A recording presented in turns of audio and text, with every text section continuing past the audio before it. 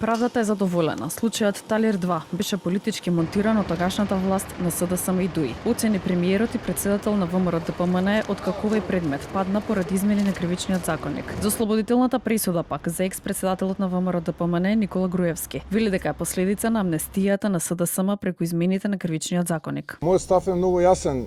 ВМРО ДПМН е во тој период кога беше предмет на политички прогон и би рекол еден вид агресија од страна на претходната влада, измислија случаи кои што не постојат, како што се Талир 1 и Талир 2.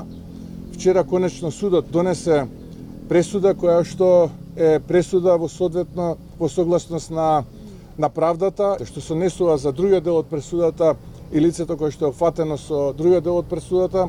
Можам да заклучам дека станува збор за последица од законските измени во кривичниот законник донесени од претходната влада на СДСМ и ДУИ. Опозицијската СДСМ обвинува дека судството и обвинителството се под контрола на премиерот Мицкоски за ослободување на поранишниот премиер Никола Груевски од одговорност за предметот Талир 2 и за одмрзнување на имотот на ВМРО ДПМН. Белата палата вредна 14 милиони евра и останатиот партиски имот во вредност од 2 милиони евра се повторно во рацете на ВМРО. Така изгледа кога криминалната организација е на власт и го контролира судството, таа се грижи само за себе и да ги спаси своите од одговорност. Реформи во правосудството нема, правда нема, има криминална власт. Обвинителката Ленча Ристовска, која го застапуваше обвинението за случајот Талир 2, но пред извесен период овластувањата ѝ беа повлечени.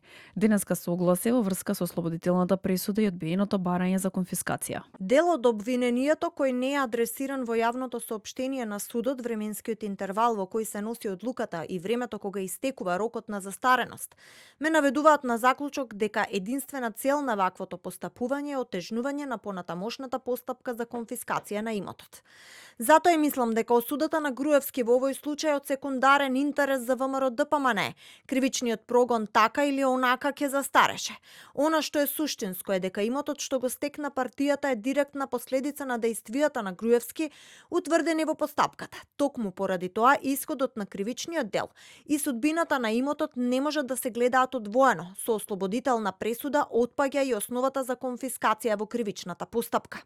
Вчера кривичниот суд донесе ослободителна пресуда за Никола Груевски, поврзан со предметот Талир 2. Повтореното судење кое се однесуваше на изградбата на седиштето на политичката партија ВМРО ДПМН. Според одлуката, ваквата пресуда се должи на контроверзните измени на кривичниот законник. Наведоа дека овие измени на крајот суштински ги промениле елементите на кривичното дело. Измените на кривичниот законник беа донесени во 2023. Беа донесени во времето на владеењето на СДСМ и ДУИ.